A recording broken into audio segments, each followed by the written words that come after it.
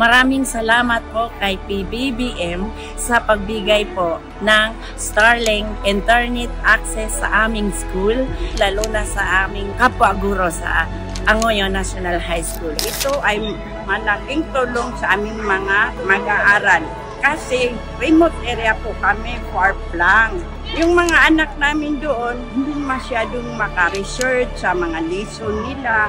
Maraming salamat lalo po kay Pangulong Ferdinand Marcos. Ito po ay makatulong sa amin. So we are very thankful to our beloved President Bongbong Marcos for the donation that he has given to our school. With the learners of 241, maraming tulong ito sa mga estudyante.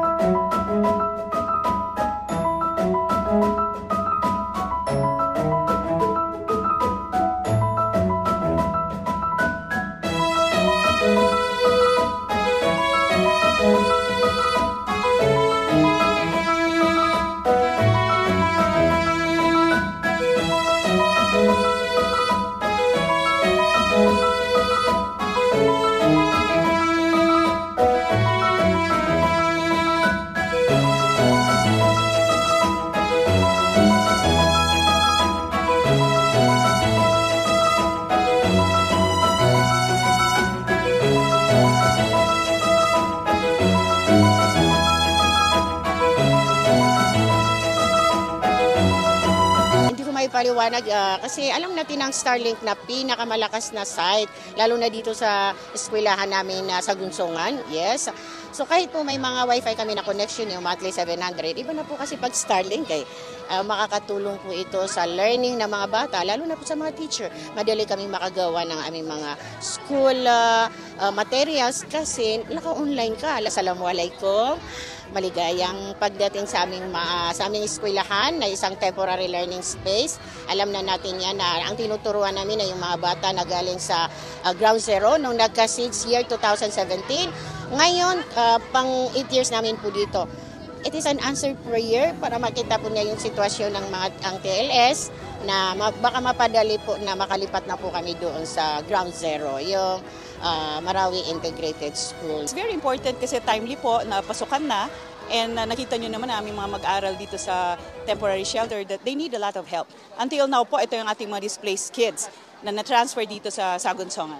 So mahalaga po yun, lalo na yung Starlink kasi we need Wi-Fi in every school. And not all of our school are equipped with Starlink. Mahalaga po yan kasi it can help in communication at saka sometimes po may mga alternative delivery mode wherein we need it by Zoom classes. So importante po talaga na magka-Wi-Fi din po itong mga paaralan natin dito. Kami po and the entirety of the City Schools Division of Marawi is very, very happy.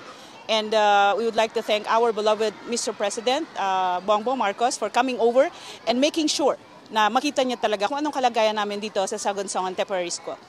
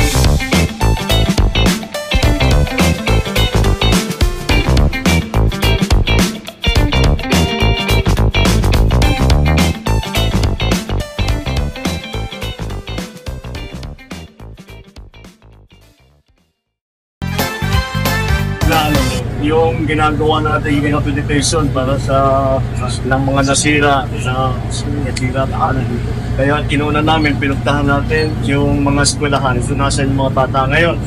Yung temporary lang yun, yung kung na pinuntahan, temporary lang yun.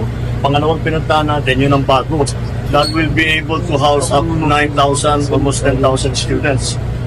Dun sa mga bagong building, malapit na matapos. Konti na lang, kung maglalagay na ng preliminary fence, pwede na talin makabata doon. And then the next facility that we want to inspect was the Marawi City Hospital. And it is a 100-bed hospital, primary care. And we are giving the contractors and all of the government agencies deadline of August na mapuksan na yung hospital para makapag-servisyo na sa taong bayan. Dito naman sa port, we know how important the port is to the surrounding 18 municipalities that are around Lake Lanao.